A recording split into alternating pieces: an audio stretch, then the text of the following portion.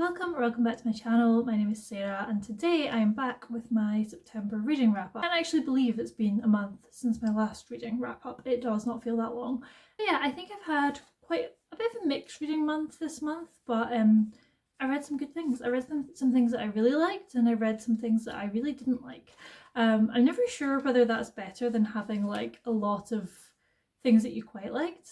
I think probably, because at least I've got some new favourite books, even if there were some things in there that I really disliked. So I finished 9 books this month and I DNF'd 1 book. I'm going to talk about them roughly in order of best to worst, but it is kind of difficult to rank some of them, especially I read like quite a variety of different types of books this month, so it's kind of hard to compare. Another thing about this month in particular is I read quite a lot of books on the Libby app on my phone, which I've actually been quite enjoying. Like, I know it sounds ridiculous to read things on your phone, but it's quite good for like if you're out and about and you maybe have like 5-10 minutes to read instead of like getting a book out of your bag. It's just on your phone. So I've been quite enjoying that. So yeah, I'll just get into what I read. So I posted a video last week of a reading vlog where I was reading some fantasy books, and yeah, 2 of those books I really loved. It was kind of hard to decide which one I preferred, but for my top book of the month I've gone for Daughter of the Forest by Juliet Marillier. This is my first Juliet Marillier and it's really the first sort of book that I've read like this at all. This is a fantasy novel, but it's set in the real world, sort of. This is set in like Celtic Ireland and we follow a family with 7 children, 6 brothers and 1 sister. Their mother died when they were children and their father is a lord of this sort of forest village. And there are sort of unspecified protections in the village where if people try and find it, they get lost in the forest essentially. And it's all going really well to start with. They're having a lovely time. And then their father meets a new wife and she's sort of evil and puts a curse on the 6 brothers. She turns them into swans and the sister is the only person that can undo this curse. So she enters sort of a fairy realm where she meets these fairies that tell her what to do. What I really loved about this book is the pacing of it. It's so slow paced and so descriptive. I really felt like the story took its time. I loved the description of the village, of like Sora, our main character. She's a healer. She like uses a lot of plants and herbs to make potions to heal people, and we got so much description of that. It's in a very slow burn story where quite a lot of bad things happen. There is a romance element to it, and yeah, this is the first book in a trilogy and I'll definitely be continuing it. I've already ordered the second book, so yeah, I just absolutely love this one. I can't wait to read more Juliet Marillier. I know she's written quite a lot of books, so I'm going to see how I go on. Another book that I read in that video is The Goblin Emperor by Katherine Addison, and again, I absolutely love this book. I was so surprised, just because I'd never really found a fantasy book that I really enjoyed before. But this book is again very slow burn, which I think is a theme. I think I've found what I like in fantasy, and it's very slow paced books. The main character in this book is Maya, and his father is the emperor, but his mother died when he was a child and he's sort of been cast out of the palace, and he's been staying in this estate with his cousin who he really doesn't get on with very well. And at the very start of the book he finds out that his father and all of his elder brothers have died in an airship crash, and he's now emperor essentially. So he goes to the palace and the whole book is basically him trying to work out like what the politics are, how to be an emperor, because this is not a job that he ever thought that he was going to have to do. He is also half goblin. His father was an elf, his mother was a goblin, and so that's why it's called the Goblin Emperor. So we're sort of dealing with a caste system, and there's so much description of the politics of the palace, all of the different roles. He like is appointed an advisor, he's trying to deal with the court, and yeah, there are some like plot points in this where some things happen and he has to try and figure out what's going on, but nothing too crazy plot wise. Like, he doesn't really leave the palace for the whole of the book. But again, I'm like, this is part of, I think it's a 4-book series and I have already ordered the second one of this as well. So yeah, I would really recommend this one if you like slower, more political fantasies, where there's like no real magic, but it is like a new world. Next is a book that I just finished this morning, and that is Babel by R.F. Kuang. This is obviously an incredibly popular book, and I just for some reason did not think I was going to like it, so I hadn't picked it up because again it's fantasy, which is not something that I really read much of, so I was like, I don't know. But this is a very difficult book for me to like rank or rate because there were parts of this that I absolutely loved, and there were parts of it that like I really didn't like. But the parts that I loved, I really loved so much, and I thought it was such a unique book that like I think is really going to stay with me for a very long time. So if you don't know what this book is about, it is a fantasy world. We have our main character Robin, and when he is a child, his mother dies and he is essentially rescued from China by this professor, and he's brought up in his house in London with the intention that when he's older he's going to go to Oxford University to study translation. And in this world, translation is what everyone wants to do because there's some magic that basically it's all to do with silver, that there's an engraving on these blocks of silver, and on one side it has, for example, English, and the other side the Chinese translation, but it needs to be a pair of words where one language has connotations that don't exist in the other language, and then whatever those connotations are come into being, essentially.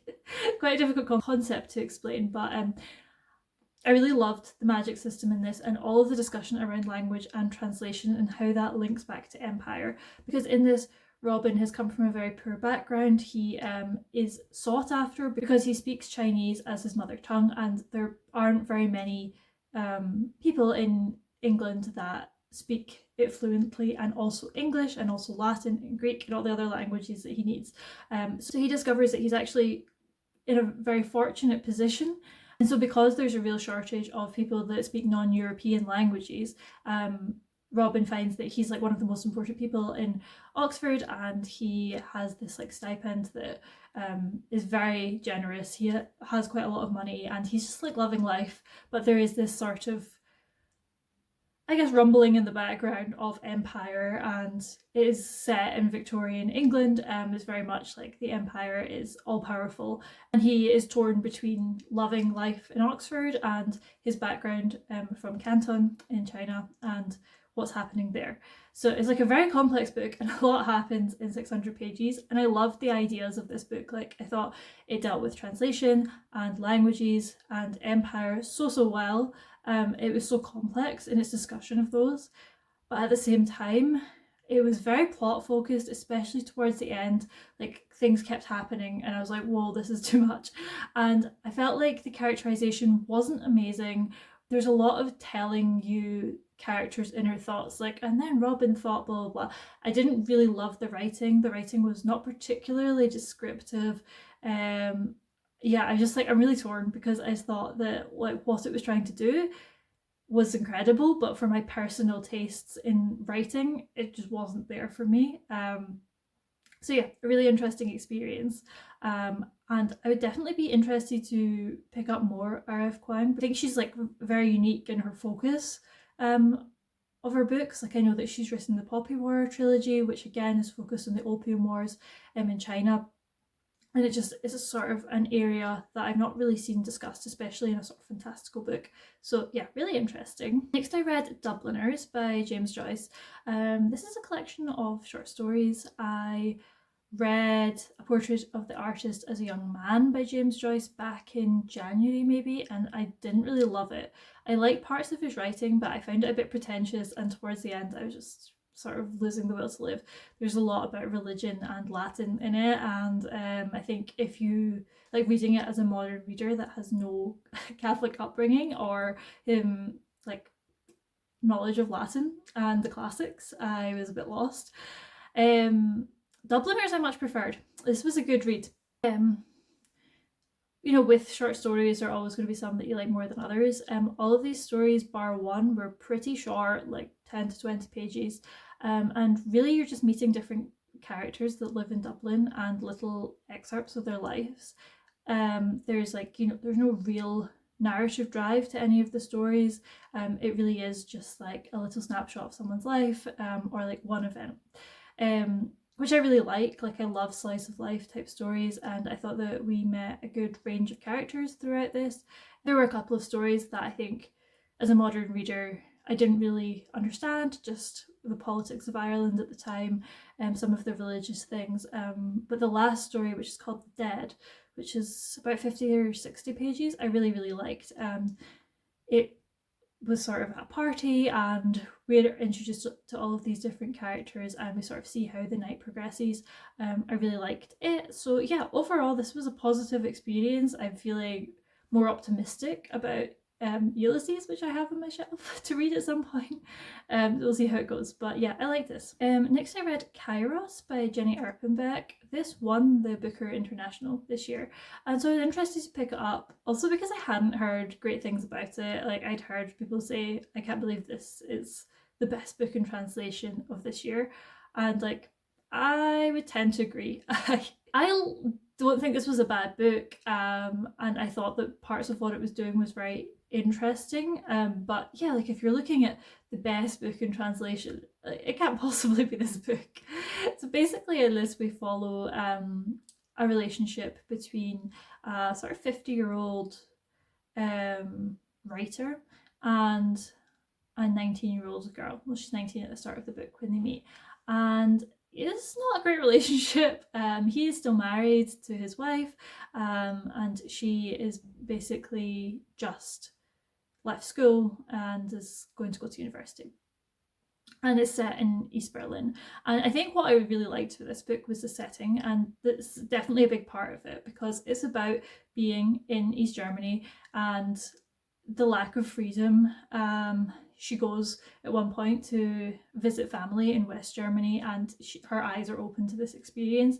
We then follow their relationship to the point of the fall of the Berlin Wall, and the reunification of Germany. And that's all really interesting from like a historical point of view. I really liked seeing that, but just through a sort of through a relationship, through people's lives. Like, it wasn't really the focus of the book, it was just the backdrop of the book, but it did influence characters' decisions, I guess. What I didn't like about this book was just, it was the most toxic relationship I've ever seen, and it was meant to be. Like, is not, I don't think Jenny Erpenbeck was condoning this relationship. From the start, we know that they're not together anymore, because she is sitting with her husband and she finds out that the Hans, I think his name is, died, and his wife brings round letters from him, so we know that their relationship has ended and, you know, she's married. So that was the one thing where I was like, okay, this is ending. She's not going to end up with this man forever, because he is the most abusive man I've ever seen.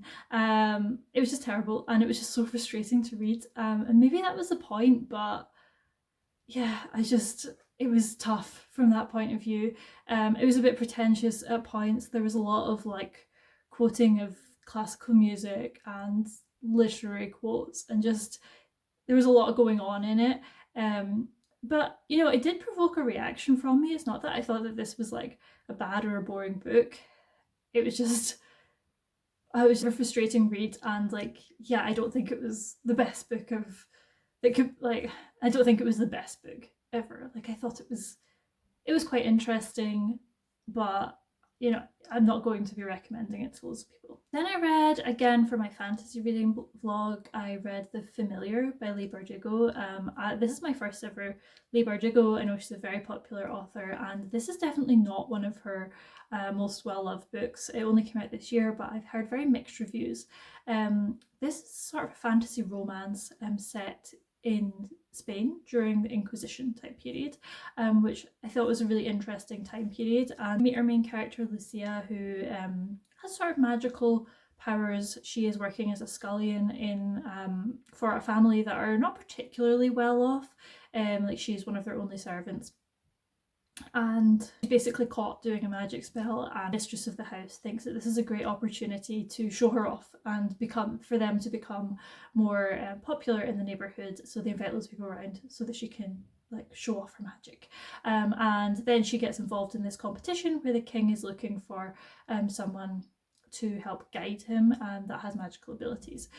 So yeah, we enter that. There is a romance which I didn't love. And like what I really liked about this book was the setting and the build up to the competition, and then it went a little bit off the rails for me. Not that it didn't make sense, it did make sense, it was just became quite fast paced. It seemed quite tropey, like quite Hunger Games-y type, like who's going to betray who type of thing. And I think because it wasn't a very hard magic system, it wasn't really set out as to like what Lucia was capable of doing magic-wise. So there were some things that she started doing at the end of the book that I was like, she can do that. It seemed kind of convenient. I actually quite enjoyed my time reading this. Definitely more of like a fun book than a lot of the things I normally read, so like I had quite a good time, but definitely not a favourite book. At the same time, like I would try more of Leigh Bardugo's work. I did quite like her writing, so that's positive. And now we're getting on to 3 books that like I didn't really like so much. The first one is It Lasts Forever, and then it's Over by Anne de Marken. This is a book that I'd heard really good things about, and I can totally see why people really like this book. It's just not a book that's for me. And they're following an unnamed character, and she's dead. She's sort of undead, in an unspecified way. She has died. She doesn't seem to be able to remember much about her previous life, apart from little memories. She can't remember her name from before, and she's starting to lose bits of her body. Her arm has fallen off, and she's like trying to glue it back on, type of thing. That's how the book opens. Not much happens in this book. It's fairly plotless. She's sort of just wandering the afterlife world, but not really. She seems to be living in a hotel at the start of the book with other people that are undead. It's definitely more of just like a vibes type book where she's just wandering about, and the writing was very beautiful. But I think if you're going to set a book in the afterlife, it needs to be more tangible than that. It was just like there at no point, like, it wasn't the sort of book where you needed an explanation as to what was happening, but like at no point did you discover how she died, like where she was, what was going on, what the purpose was. She was just kind of like wandering randomly. Strange things were happening. At one point she finds a crow and puts it inside her body. Again, not really sure why. This is just like not a book for me. If you're going to make people undead and live in this sort of limbo type world, then there needs to be something to it to explain why. But like I completely see why people would like this, because it does sort of explore themes of memory and belonging, and the language was very beautiful. But yeah, I needed more to like ground me to the story. Another book that I don't think is a bad book, but it's just not a book that's for me, and I probably should never have picked it up, is The Hitchhiker's Guide to the Galaxy by Douglas Adams. I picked this up also in my fantasy reading vlog, which is a bit more sci-fi, but whatever. This is like a classic sci-fi book. It's quite satirical and it's sort of tongue-in-cheek. There's a quote from Neil Gaiman on the front of it, so it's that sort of writing style where, yeah, just like take it with a pinch of salt. Part of this book, we're on Earth and there is an alien hitchhiker who has been living there for 15 years, and he sort of managed to fit in, but people think he's a little bit odd. And then he discovers that the world's going to end, and we kind of go from there. We travel to different planets on this book, and it's all just like a bit of a joke, a bit of a fun time. But it's just not my style of writing. Like I think because I don't really read sci-fi, like a sort of satirical sci-fi doesn't work for me because I don't have any of the references to get it, and it was just like a bit farcical. Again, I can totally understand why people like this, but I don't really like farcical writing. It was quite fast-paced and yeah, just not one for me, but that's okay. Then last is a book that I think I should have just DNF'd because I really did not enjoy this, but it was quite short, so that's The Woman in the Dunes by Kobo Abe. I really didn't like this book, which is a shame because I just got it for my birthday and I was really excited to read it, and I'm glad I read it because it was one of those books that had been on my radar for a while, and you need to try these things. So in this book we have this man who is basically an insect enthusiast. He's a professor and he goes on holiday to this sort of desert place to find these rare insects. He gets there and it's nighttime and he ends up seeking shelter in this village that's a bit of a weird village, and he wakes up in the morning in this house with this woman, and he's like, okay, great, I'll be on my way. And she's like, no, you won't, we're sort of stuck here because they're it's basically like a big sand dune, and all this sand keeps coming down and they can't get out. They spend their time just shoveling up sand. This book was just incredibly boring, and not even boring, like that's not my problem with it. If it had just been boring, that would have been fine, but the writing was bland, and the main character's quite misogynistic, and I just did not care. I did not care at all,